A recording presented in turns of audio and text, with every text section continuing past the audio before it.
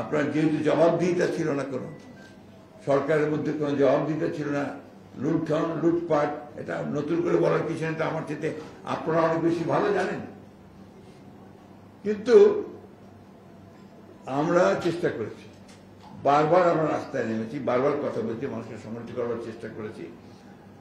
যাই হোক, শেষ পর্যন্ত আমি মনে করি যেটা একটা অভূতপূর্ব একটা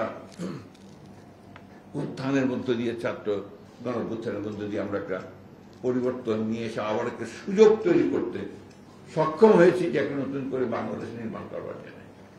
সেই জন্য যখনই আমরা আপনার বাংলাদেশ করে নতুন করে নির্মাণ করার কথা, বাংলাদেশকে নতুন করে জাতি নির্মাণের কথা বলি, তখন আমার মনে হয় যে এটা কি আপনার ডাক্তার সাহেবের আপনার অ্যান্টিবায়োটিক দেওয়ার মতো, যে অ্যান্টিবায়োটিক দিলাম আর ঠিক হয়ে গেল, সেটা তো না।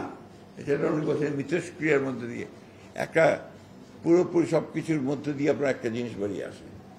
এই জন্যে আমাদের, আমি মনে করি হতাশ হওয়ার খুব বেশি কারণ নেই।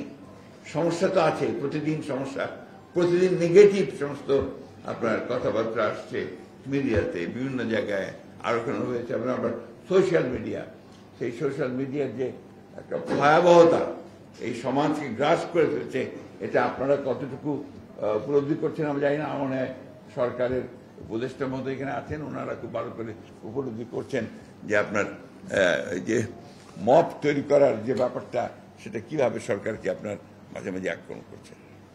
শাসনের ক্ষেত্রে যেটা বলা হয়েছে, মনে হয় আপনার গভর্নেন্স তো আসলে এখন সেক্রেটারিয়েটে কিছুটা থাকতে পারে, বাইরে গভর্নেন্স বলতে খুব বেশি কিছু নাই, চলছে। আপনার সবাই মিলে কোঅপারেট করছে বলে চলছে। আমি গতকালই একজন বড় ব্যবসায়ী আমার সঙ্গে দেখা কথা হলো, তিনি বলছেন যে আগে ঘুষ দিতাম 1 লাখ টাকা, এখন দিই 5 লাখ টাকা। এটা আমি জানি না আব্দুল সাহেব মহোদয় এটাকে কিভাবে দেখবেন, অন্যভাবে মনে করবেন কিনা, but that's the truth, that's the reality. পুলিশের কোনো পরিবর্তনই হয়, বরঞ্চ তারা আরো সুযোগ দিয়ে, যে একবার বলে যে মিলিটারির কাছে যাও, আরেকবার বলে যে কোর্টে যাও, এভাবে পুলিশ তার দায়িত্ব এড়িয়ে যাওয়ার চেষ্টা করছে। কারণ তারা তো আসলে কনফিডেন্সই নেই। পুলিশ তো সেই পুলিশ না যে আপনার কনফিডেন্স নিয়ে কাজ করতে পারে, কারণ তারা তো আপনার ওই বিগত সরকারের সেই সমস্ত অপকর্মকরের সঙ্গে জড়িত ছিল।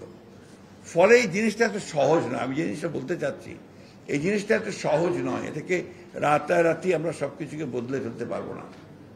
আবার তাই বলে যে আপনার দীর্ঘকালের জন্য গণতান্ত্রিক চর্চাটাকে বাদ দিয়ে এটাকে ঠিক করার জন্য কাজ করতে থাকবো, এটাও আমি ঠিক বুঝতে পারি। আমি যেমন এখনই কবির সাহেবকে বলছিলাম পাশে, যে কোনো কিছু চাপিয়ে দিয়ে কি কোনো কিছু করা যায়?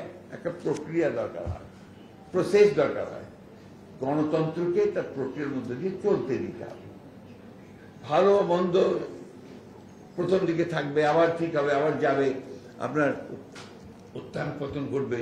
কিন্তু একদম বাদ দিয়ে আবার এটাকে ঠিক করতে হবে, ওটা ঠিক করতে হবে, করতে গেলে দেখবেন যে আমরা যেটা লক্ষ্য করছি সেটা ঠিক মতো কাজ করছে না।